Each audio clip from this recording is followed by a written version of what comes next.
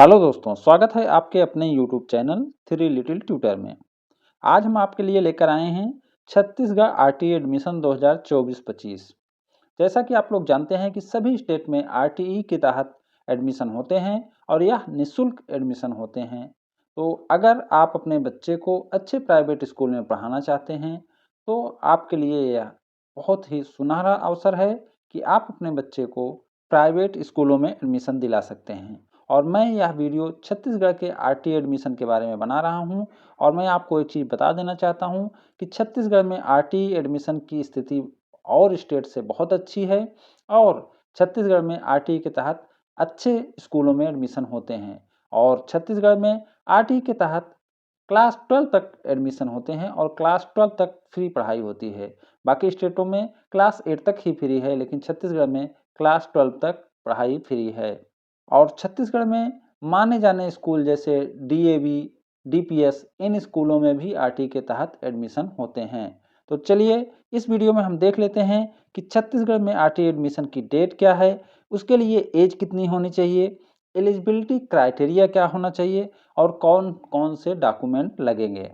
लोक शिक्षण संचालन छत्तीसगढ़ द्वारा जारी यह नोटिस है। इस नोटिस में बताया गया है कि एडमिशन कब से शुरू होंगे और इसमें यह भी बताया गया है कि एडमिशन 2 चरण में पूरे होंगे, यानी एडमिशन के 2 चरण होंगे। पहले चरण में एडमिशन होगा और उसके बाद जब सीट खाली रह जाएगी तो फिर दूसरे चरण के लिए आवेदन मांगे जाएंगे और दूसरे चरण में एडमिशन होगा। तो चलिए यह नोटिस देख लेते हैं। तो ये पूरी नोटिस है और इसमें ये शेड्यूल है जिसमें बताया गया है कि कैसे एडमिशन होगा, उसके लिए क्या-क्या डेट होगी, कब आप पंजीयन कर सकते हैं, नोडल अधिकारी दस्तावेज की जांच कब तक करेगा, लॉटरी और आवंटन कब होगा और स्कूल की दाखिला प्रक्रिया कब होगी। तो यह बहुत छोटा-छोटा है, इसलिए मैं इसे टाइप करके रखा हूँ, मैं उसमें आपको दिखाता हूँ।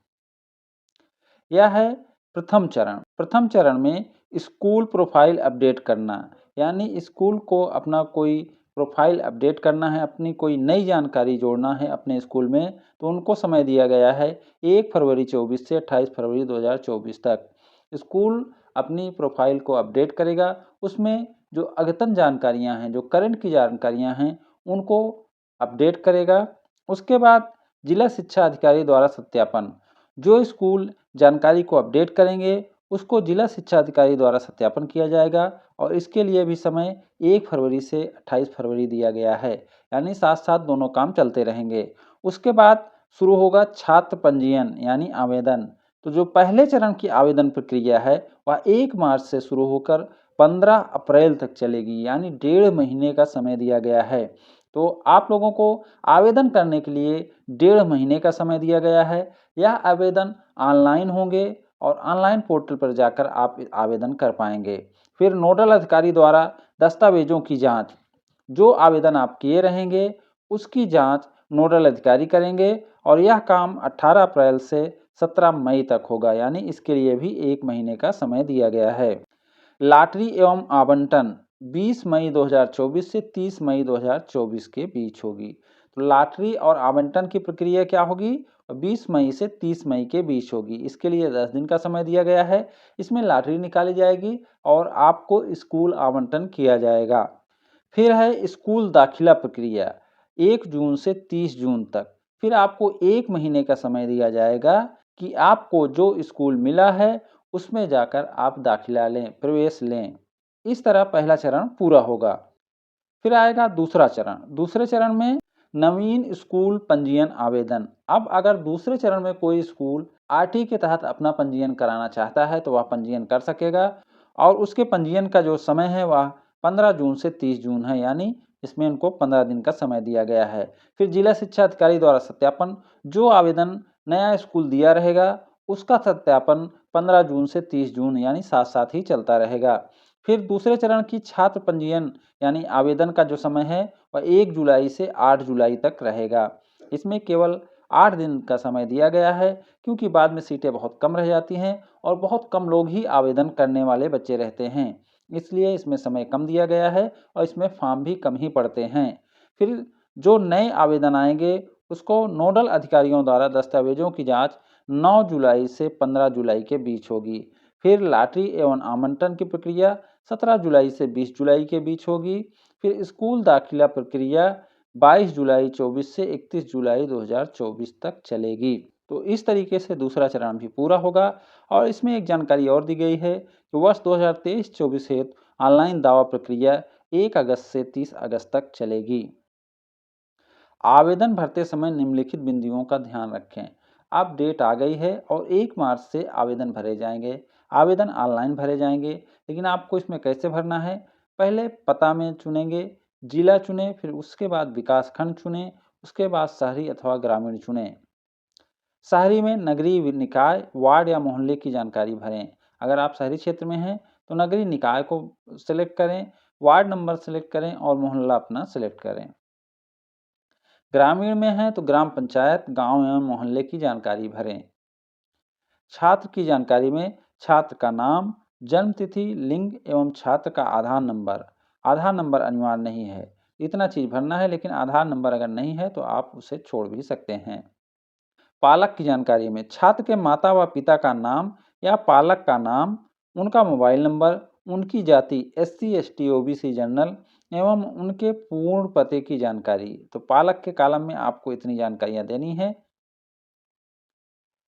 इसके पश्चात आवेदक को जरूरी दस्तावेजों की जानकारी का चयन करना होगा, जिसमें उन्हें जन्म प्रमाण पत्र, तो बच्चे का जन्म प्रमाण पत्र का चयन करना होगा। बच्चे का जन्म प्रमाण पत्र आपके पास है कि नहीं है? बच्चे का जन्म प्रमाण पत्र कैसा होना चाहिए? बच्चे का जन्म प्रमाण पत्र ANM पंजीकृत कार्ड, आंगनवाड़ी कार्ड, अस्पताल जन्म प्रमाण पत्र, स्वप्रमाणित पत्र, माता पिता या अभिभावक द्वारा हस्ताक्षरित जन्म तिथि। इसमें से कोई भी रहेगा चल जाएगा, लेकिन जन्म प्रमाण पत्र रहने से अच्छा रहता है। आवेदक की आयु की गणना। अब बच्चे की आयु कितनी होनी चाहिए? तो आवेदक की आयु दिनांक 31/3/2024 के अनुसार, तो जो आपके बच्चे की उम्र होनी चाहिए वो 31 मार्च 2024 के अनुसार होनी चाहिए। और यह कितनी होनी चाहिए? क्लास वाइज मैं बता देता हूँ।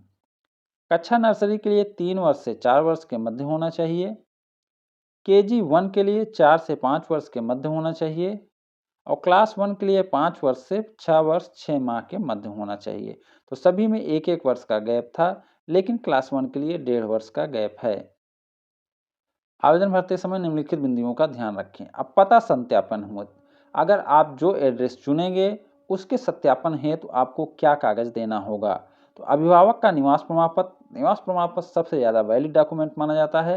अगर अभिभावक का निवास प्रमाण पत्र है तो यह सबसे अच्छा डॉक्यूमेंट पते के प्रमाण के लिए माना जाता है। इसके अलावा Aadhaar card, ration card, bank statement या पासबुक, वोटर ID कार्ड यानी मतदाता पहचान पत्र, चालक लाइसेंस यानी driving licence, gas connection bill जो कि 3 महीने से अधिक पुराना ना हो, किसान फोटो पासबुक, KCC कार्ड, पंजीकृत लीज, सेल, रेंट एग्रीमेंट यानी किरायानामा, मनरेगा जॉब कार्ड, पासपोर्ट, पता का प्रमाण पत्र सरपंच के द्वारा या उसके समकक्ष अधिकार उप सरपंच या सचिव के द्वारा सत्यापित किया हुआ ग्रामीण क्षेत्र के लिए दिया जा सकता है। तो इतने डॉक्यूमेंट के साथ साथ अगर आप सरपंच से लिखवा कर दे देंगे और आप ग्रामीण क्षेत्र में आते हैं तो वह भी मान रहेगा। पता का प्रमाण पत्र फोटो के साथ जो कि विधायक, MLA, सांसद, MP, तहसीलदार या राजपत्रित अधिकारी द्वारा सत्यापित किया हो, उनके लेटर हेड में लिखा हुआ हो, दिया जा सकता है। अगर आप शहरी या ग्रामीण कहीं क्षेत्र में निवास करते हों और आपके पास कुछ नहीं है तो आप फोटो लगा हुआ एक कागज जिसमें विधायक या MP या तहसीलदार या कोई भी राजपत्रित अधिकारी सत्यापित करके दे देगा तो वह मान्य रहेगा। पहचान सत्यापन हेतु। अब पहचान सत्यापन हेतु क्या लगेगा? पहले मैं क्लियर कर देना चाहता हूं कि पता सत्यापन और पहचान सत्यापन अक्सर एक ही चीज होता है, लेकिन जिसमें फोटो लगा होता है वह पहचान सत्यापन होता है और जिसमें फोटो नहीं लगा होता है वह पते का सत्यापन होता है। लेकिन कोई ऐसा कागज जो फोटो भी लगा है और पता भी लिखा है तो वह दोनों में काम आता है। तो ज़्यादातर डॉक्यूमेंट ऐसे ही होते हैं जिसमें आदमी का फोटो भी लगा रहता है और पता भी लिखा रहता है, तो वह दोनों में आ जाता है। यानी पते के सत्यापन हेतु भी काम करेगा और पहचान के सत्यापन हेतु भी काम करेगा। इसलिए आप देख रहे हैं कि जो डॉक्यूमेंट पहचान के सत्यापन के लिए हैं वही डॉक्यूमेंट पते के सत्यापन के लिए भी थे।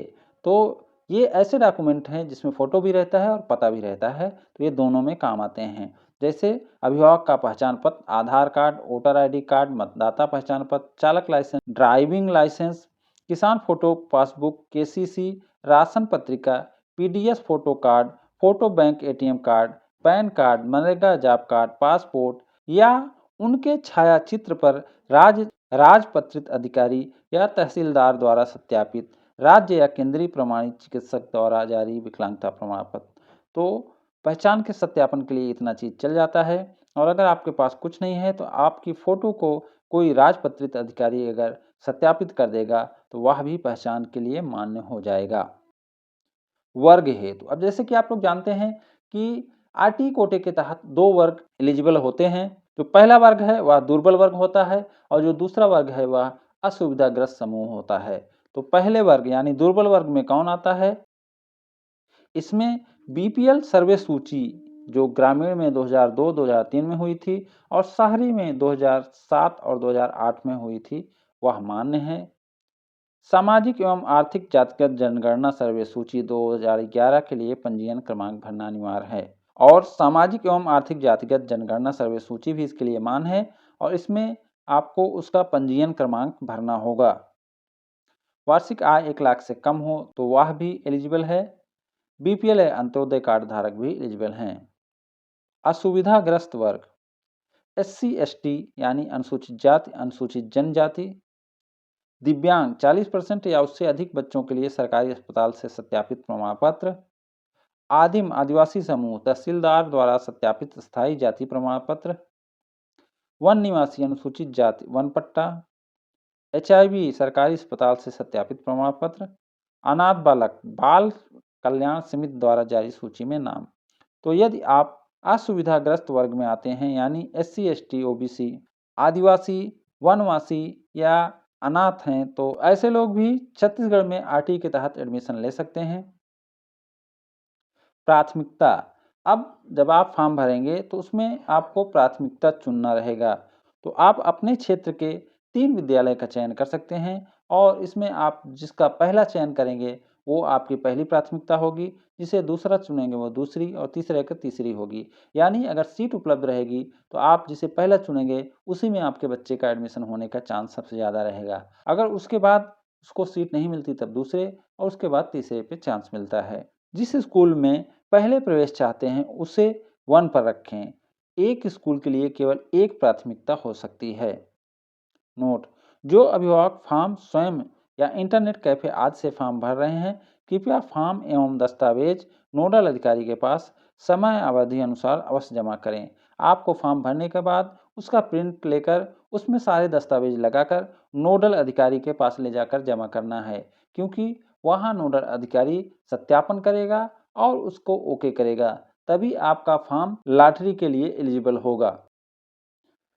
आवश्यक दस्तावेज एक बार हम देख लेते हैं कि क्या क्या डॉक्यूमेंट जरूरी होते हैं। बच्चे का जन्म प्रमाण पत्र, बच्चे का जन्म प्रमाण पत्र होना चाहिए जो तहसील द्वारा जारी होता है या नगर निगम द्वारा जारी होता है। लेकिन यदि आपके पास जन्म प्रमाण पत्र नहीं है तो एएनएम कार्ड, आंगनवाड़ी कार्ड, अस्पताल का जन्म प्रमाण पत्र या माता पिता का स्वप्रमाणित जन्म पत्र भी चल जाएगा।